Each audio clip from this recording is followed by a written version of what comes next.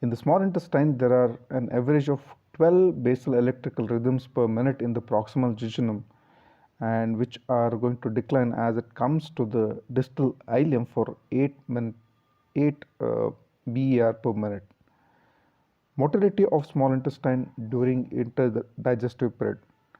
They are called as migratory motor complexes, and these MMCs pass along the small intestine at regular intervals during interdigestive period.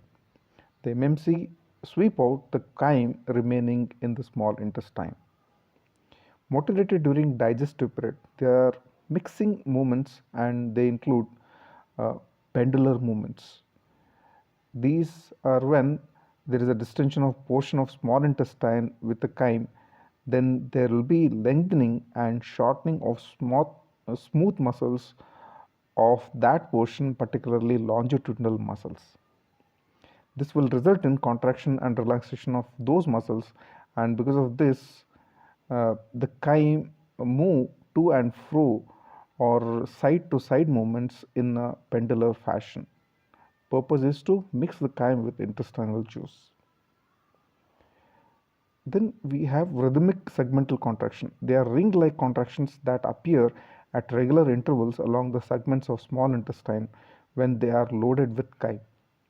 These ring contractions then disappear and are replaced by another set of ring-like contractions in the segments between the previous contraction. That is, the areas of relaxation become areas of constriction and vice versa. They move to and fro and increases its exposure to the mucosal surface. They are initiated by focal increase in calcium influx with the waves of increased calcium concentration spread from each focus. It is purely myogenic than neurogenic.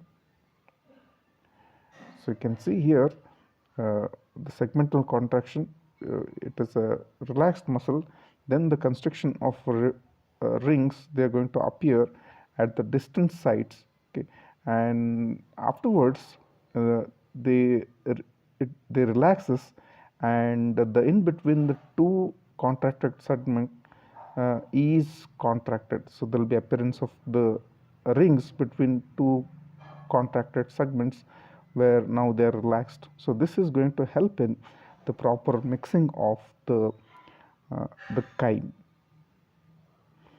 Then propulsive movements like peristalsis. Peristalsis is a propulsive wave which propels intestinal contents towards large intestine. Peristaltic contraction involves contraction of segment behind the bolus and simultaneous relaxation of the segment in front of the bolus. The stimulus for peristalsis is distension.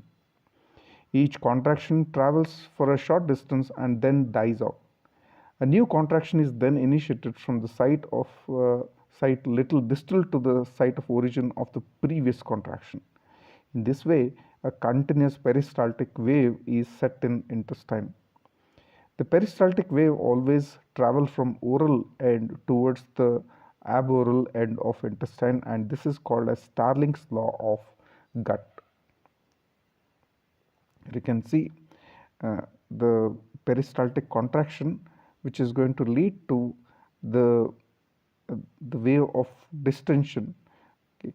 And then so when the food enters here, this part is going to be contracted and the further part, the distal part, is going to be relaxes, and the bolus is going to move in aboral direction. Peristaltic rush. Peristaltic rush refers to very powerful peristaltic waves. It is not seen normally, but they occur when intestine is obstructed. Moments of villi.